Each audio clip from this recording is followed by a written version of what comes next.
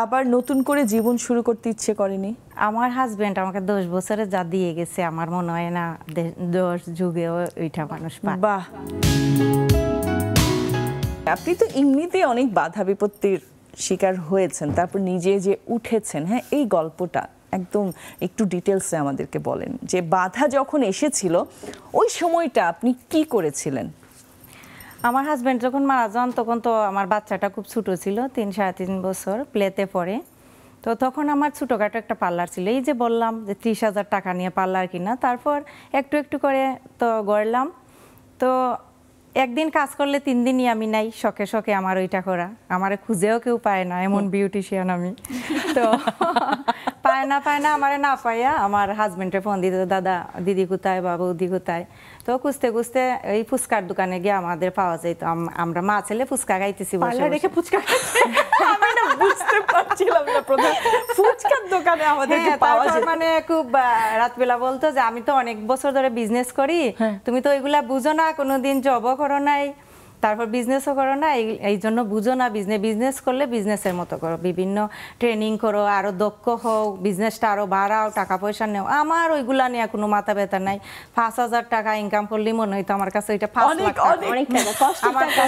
মানে দিদি হচ্ছে কি, আচ্ছা ঠিক আছে আমি এতটুকু করেছি এটাই আমার জন্য শান্তি, তাই না? হ্যাঁ, তো পরদিনই শপিং করা, শপিং না করলে তো আমার ভালোই লাগতো না। হ্যাঁ, আর হাজবেন্ডের পকেট তো আছেই, সমস্যা নাই,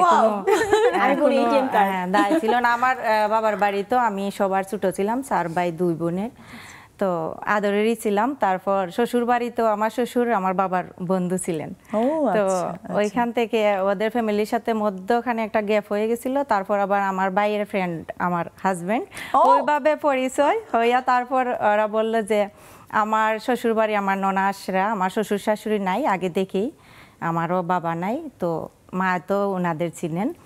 তো একটু গ্যাপ হয়ে গেছে, তখন আবার পরিচয় বের হলো, বের হওয়ার পরে ওরা বললো যে আমার আবার ডাক নাম রুনা, রুনাকে আমাদের দিয়া দেন, তাহলে মানে আমাদের আবার আত্মীয়তাটা জমবে।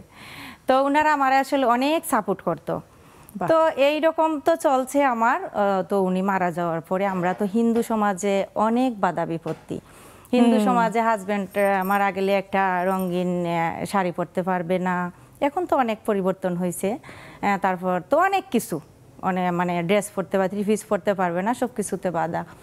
তো আমি এখন মানে মারা যাওয়ার পরে মানে ভাবতেই পারি নাই কখনো যে আবার আমি সেই উঠে দাঁড়াবেন, হ্যাঁ এরকম করতে পারবো। তো এখন পার্লারে যাই না, আশেপাশে যে মানুষগুলো ছিল অনেকেই তো ছিল আমার শুভাকাঙ্ক্ষী, তো রাইসা বলতো আপনি আসেন, আমাদের একটু সাজাই দিবেন, আপনাকে কাজ করতেই হবে, এখন দাদাও চলে গেল, আপনিও যদি এইভাবে চলে যান বাচ্চাটার কি দোষ, তো এতিম হয়ে যাবে।